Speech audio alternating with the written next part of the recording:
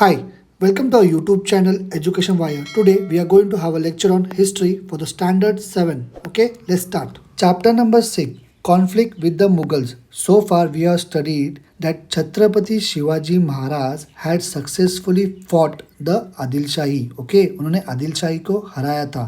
But now for expanding the Swarajya, conflict with the Mughals was inevitable. मतलब क्या कि अभी हमको स्वराज्य एक्सपांड करना होगा, मुगल से लड़ाई देना ही होगा. Okay, that can not be avoided, right. The Mughal posed a great threat to Swarajya even has it begun to expand.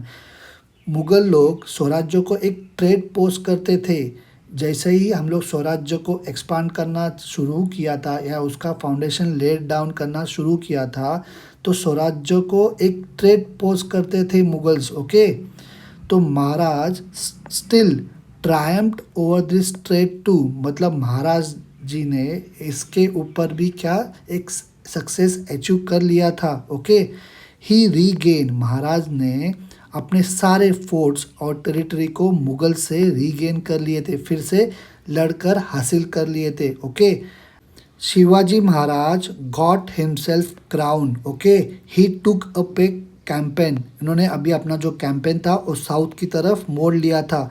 ये सब इवेंट्स जो है इस चैप्टर में हम लोग डिटेल में पढ़ेंगे. Okay, Shaista Khan's invasion. Invasion मतलब to enter into a territory with huge army.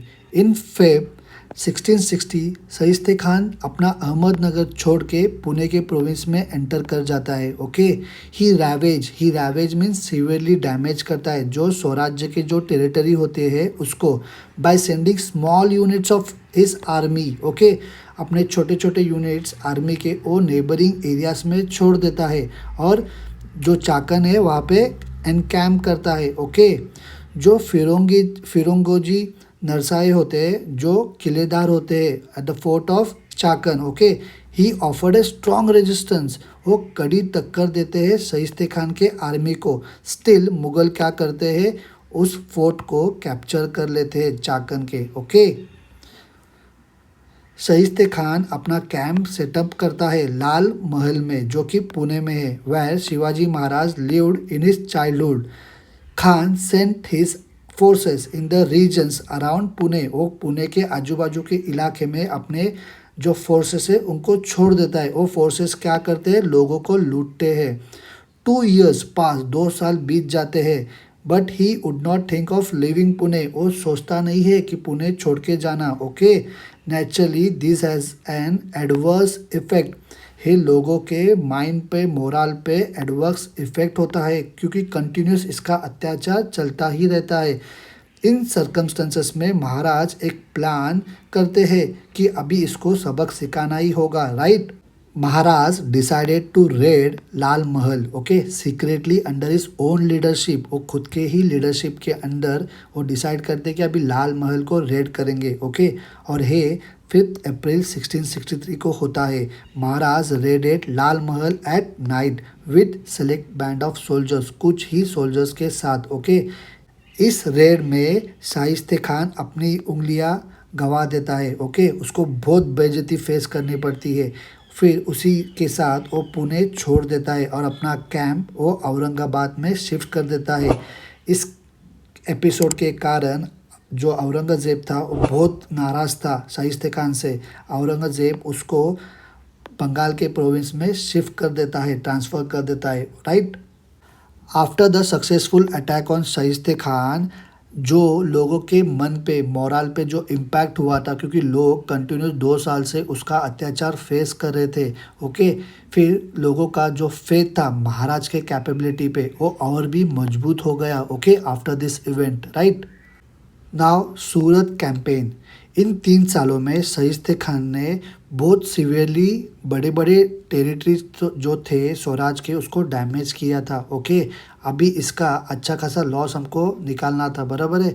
तो इसलिए महाराज ने एक प्लान बनाया कि अभी मुग़ल लोगों को एक लेसन तो सिखाना पड़ेगा. ओके, सूरत एक बड़ा ट्रेड सेंटर था उसके अंडर पोर्ट्स भी थे। ओके, और ये सब किसके कंट्रोल में था? ये मुग़ल लोगों के कंट्रोल में था।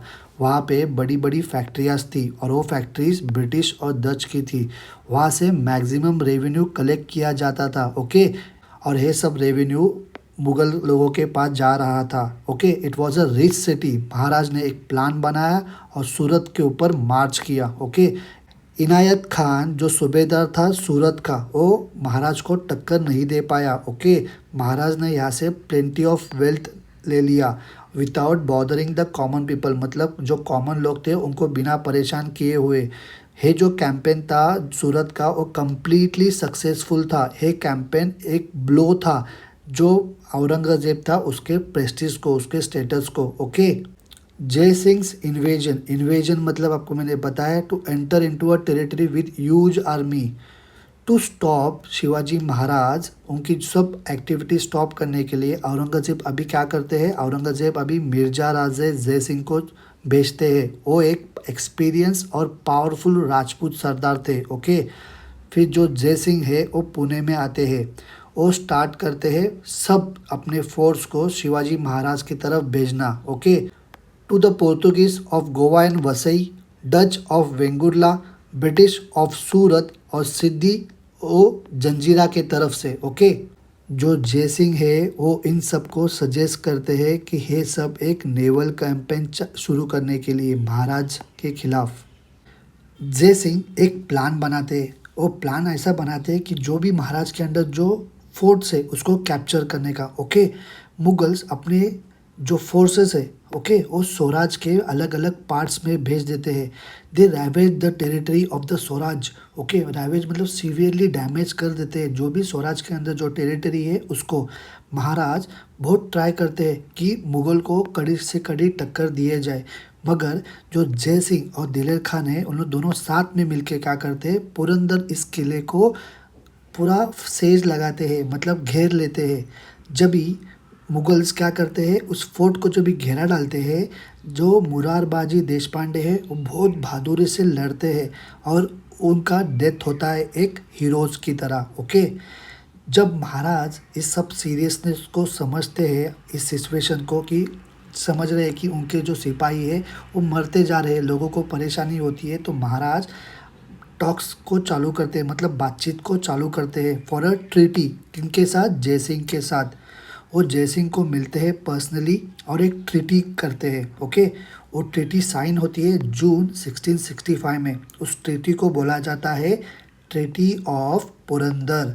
उस ट्रीटी के अनुसार महाराज अपने जो किले हैं स्वराज के अंडर के वो मुगल्स को दे देते हैं। ओके, कितने? 23 किले, और जो भी बाजू के जो एडजॉइनिंग टेरिटरीज है वो, और उनका जो रेवेन्यू होता है उस टाइम पे एनुअल रेवेन्यू जो होता है वो 4 लाख हॉर्न्स होता है।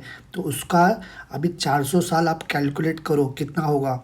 I think it will be more than 4000 crore. वो मुगल्स को ऐसा भी एश्योर करते हैं उस ट्रीटी में कि मुगल्स जब भी फाइट करेंगे आदिल शाह के साथ, महाराज उनको मदद करेंगे, राइट। और जो ट्रीटी है वो औरंगजेब क्या करता है? साइन कर देता है। Okay, now the Agra visit and the escape. After the treaty of Purandar, जय सिंह जो है वो एक लॉन्च करता है कैंपेन को अगेंस्ट द आदिल शाह। महाराज क्या करते हैं? जय सिंह को इस कैंपेन में मदद करते हैं। ओके, मगर ये जो कैंपेन होता है जय सिंह का वो सक्सेसफुल नहीं होता है। नाउ अभी जय सिंह और औरंगजेब को ऐसा लगता है कि अभी शिवाजी महाराज जी को इन सब से दूर रखना चाहिए। ओके, एटलीस्ट कुछ टाइम के लिए फ्रॉम द डेक्कन पॉलिटिक्स। इसलिए जो जय सिंह होते हैं वो प्रपोज करते हैं शिवाजी महाराज जी को that he should visit Agra, और जो एम्परर है औरंगजेब उसको मिलो करके। ओके, और जय सिंह बोलते हैं कि मैं तुम्हारे गारंटी लेता हूँ कि तुम्हारी सेफ्टी का। ओके, शिवाजी महाराज फिर निकल जाते हैं आगरा के लिए। ओके, वो अपने साथ प्रिंस संभाजी को भी लेके जाते हैं, कुछ ट्रस्टेड साथीदारों के साथ जो अपने लाइफ को रिस्क पे ले सकते हैं। ओके, जब भी छत्रपति शिवाजी महाराज आगरा पहुंच जाते हैं, औरंगजेब उनको ठीक तरीके से ट्रीट नहीं करते। ओके, अपने कोर्ट में, तो शिवाजी महाराज बहुत गुस्सा हो जाते हैं। ओके, अनकंट्रोलेबल गुस्सा हो जाते हैं। फिर एम्परर क्या करता है, जो औरंगजेब होता है उनको हाउस अरेस्ट कर देते हैं। Undeterred means you are not going to stop by the problem, okay, by this action of the emperor Aurangzeb के। महाराज क्या करते हैं, एक प्लान बनाते हैं, okay, of escaping from this house arrest. Maharaj cleverly escape from Agra, okay, और वो महाराष्ट्र में सेफली पहुंच जाते हैं कुछ दिनों के बाद। उसके बाद वो राजगढ़ भी पहुंच जाते हैं, ओके। जब भी वो आगरा से लौट रहे थे तभी वो संभाजी राजे को मथुरा में छोड़ देते हैं, ओके, क्योंकि दोनों को भी सेफली राजगढ़ आना पॉसिबल नहीं था, इसलिए वो संभाजी राजे जो थे उनको मथुरा में छोड़ देते हैं सेफली, ओके। उसके बाद जो प्रिंस संभाजी है उनको सेफली राजगढ़ लाया जाता है। जब भी महाराज सौराष्ट्र से दूर थे, जो वीर माता जीजाबाई है और शिवाजी महाराज के जो साथीदार है वो क्या करते हैं, स्वराज के एडमिनिस्ट्रेशन को अच्छी तरीके से संभालते हैं, देखभाल करते हैं, okay. On the offensive against the Mughals, immediately after returning from Agra, Maharaj did not wanted any conflict. उनको अभी मुगल लोगों से कुछ भी झगड़ा नहीं चाहिए था, मगर ही वांटेड टू रिकैप्चर। मगर जो फोर्ट्स है जो ट्रीटी के अंडर मुगल्स को दिए गए हैं as per the treaty of Purandar, वो उनको रिकैप्चर करने थे, ओके। उसके लिए वो अभी क्या करते हैं, कॉम्प्रिहेंसिव और बोल्ड प्लान बनाते हैं। उनकी एक स्ट्रैटेजी थी to capture the forts by sending a well equipped army, okay. On the one hand, मतलब एक साइड से हम लोग क्या करेंगे, एक वेल इक्विप्ड आर्मी को फोर्ट्स को रिकैप्चर करने को भेजेंगे, और दूसरे साइड में हम लोग मुगल को अनस्टेबल करेंगे by invading the territories of the Deccan, जो मुगल्स के कंट्रोल में है, राइट।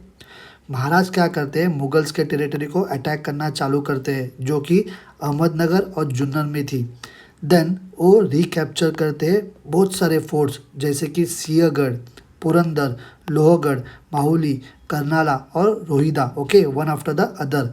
महाराज सेकेंड टाइम क्या करते हैं, सूरत के ऊपर अटैक करते हैं। While returning from Surat he fought a battle with the Mughals at the Vani Dindori, जो कि नासिक डिस्ट्रिक्ट में आता है, ओके। उस बैटल में महाराज क्या करते हैं, डिफीट करते हैं, हरा देते हैं मुगल सरदार दाऊद खान को इन द ग्रेट बैटल। उसके बाद मोरोपंत पिंगले जो है वो कैप्चर करते हैं त्रिम्बकगढ़ को, जो कि नासिक में है, right. Shivaji Maharaj was successful in his campaign, जो उन्होंने लॉन्च किया था मुगल के अगेंस्ट, ओके। सरदार सच एज तानाजी मालुसरे, मोरोपंत पिंगले और प्रताप राव गुजर, इन्होंने वैल्यूएबल कंट्रीब्यूशन दिया था इस कैंपेन में, ओके। जो कृष्णा जी आनंद सभासद है वो एक क्रोनिकल लिखते थे। Chronicles means what, a person who rights accounts of important historical events, okay. उनका नाम था कृष्णा जी आनंद सभासद, ओके। उन्होंने इस कैंपेन को इस तरीके से डिस्क्राइब किया था, टुक एज मेनी एज 27 फोर्ट्स। आपको पता है कि महाराज जी ने under the treaty of Purandar कितने फोर्ट्स दिए थे, 23। उन्होंने मगर 4 महीने में 27 फोर्ट्स को कैप्चर कर लिया था और एक ग्रेट रेपुटेशन अर्न की थी उनको, उनके खुद के लिए, राइट। कोरोनेशन मीन्स राज्याभिषेक। The founding of the Maratha Swaraj involved a relentless means उनका जो स्ट्रगल था वो कभी रुका नहीं, it was over 30 years, okay. Maharaj अभी रियलाइज़ करते हैं कि अभी टाइम आ गया है कि इट वॉज नेसेसरी नाउ कि हमारे स्वराज को एक जनरल रिकग्निशन मिले as a sovereign independent state करके, ओके। इसीलिए वो एक फॉर्मल कोरोनेशन करते हैं क्योंकि इसकी अभी ज़रूरत है, इट इज़ नेसेसरी नाउ। है 6 जून 1674 को होता है, कहाँ पे, रायगढ़ के ऊपर। वो कौन करते हैं, एक लर्नड पंडित करते। लर्न मतलब जिनको बहुत नॉलेज होती है पुराना की, उनका नाम है Gaga Bhatt, okay. Maharaj now ascended the throne of Swarajya, he now became Chhatrapati Shivaji Maharaj of the Swaraj as a symbol of sovereignty. Rajyabhishek Shaka start हो गया, Maharaj became the founder of new era, okay. On the occasion of coronation मतलब इस जो राज्याभिषेक हुआ उस समय में एक स्पेशल कॉइन को मिंट किया जाता है, एक गोल्ड कॉइन को, उसको होन बोलते हैं, और एक कॉपर कॉइन को भी, उसको बोलते हैं Shivrai, okay. With the legend Shri Raja Shiv Chhatrapati उसके ऊपर इंस्क्राइब किया जाता है। Okay, thereafter all royal correspondents के सामने all royal correspondent carried the words. Okay, Kshatriya Kulavant Shri Raj Shiv Chhatrapati. अभी एक डिक्शनरी शो करती है संस्कृत अल्टरनेटिव्स को फॉर पर्शियन वर्ड्स, उसको भी बनाया गया। Okay, it is known as Rajya Vyavahar kosha. Okay, जो कोरोनेशन होता है शिवाजी महाराज का, it was a revolutionary event in the history of medieval India. Okay, ये इतना बड़ा इवेंट होता है।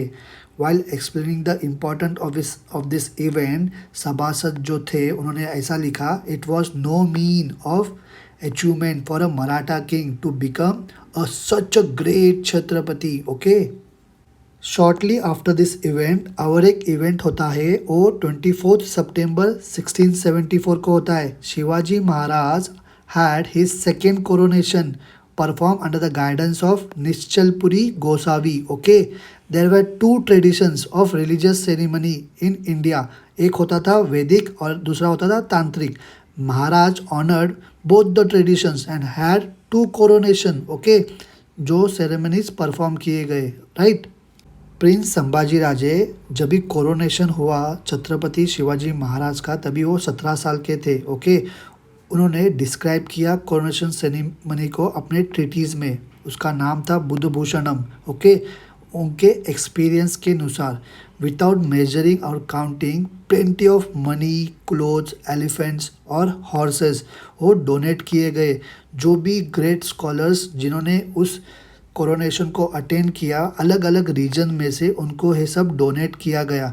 दस Shivaji Maharaj spread his fame in different direction. Okay, ये सब उन्होंने अपने ट्रीटीज में मेंशन किया। उस ट्रीटी का नाम इम्पॉर्टेंट है, उसका नाम है बुद्धभूषणम। ओके, एक एक्सट्रीमली वैल्यूएबल और ग्रैंड थ्रोन बनाया जाता है for the coronation of Shivaji Maharaj. There were 8 visual pillars on 8 side of the throne.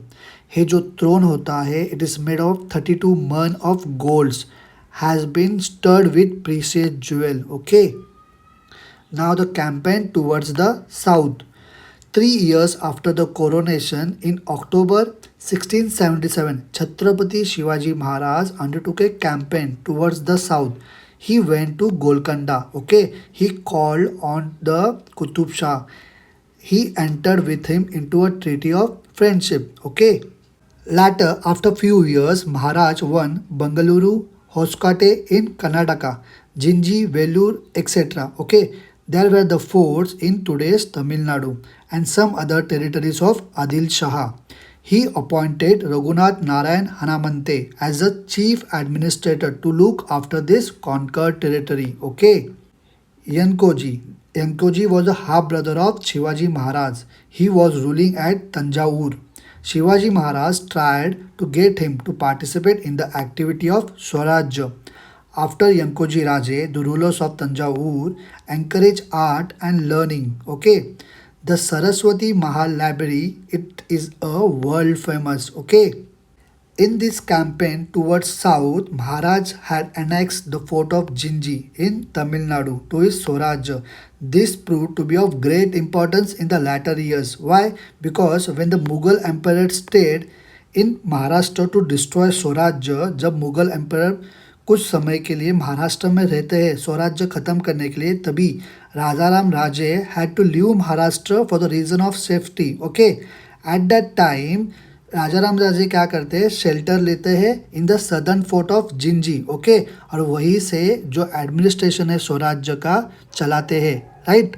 Soon after the victorious campaign of south, Shivaji Maharaj passed away on Raigad on 3rd April 1680.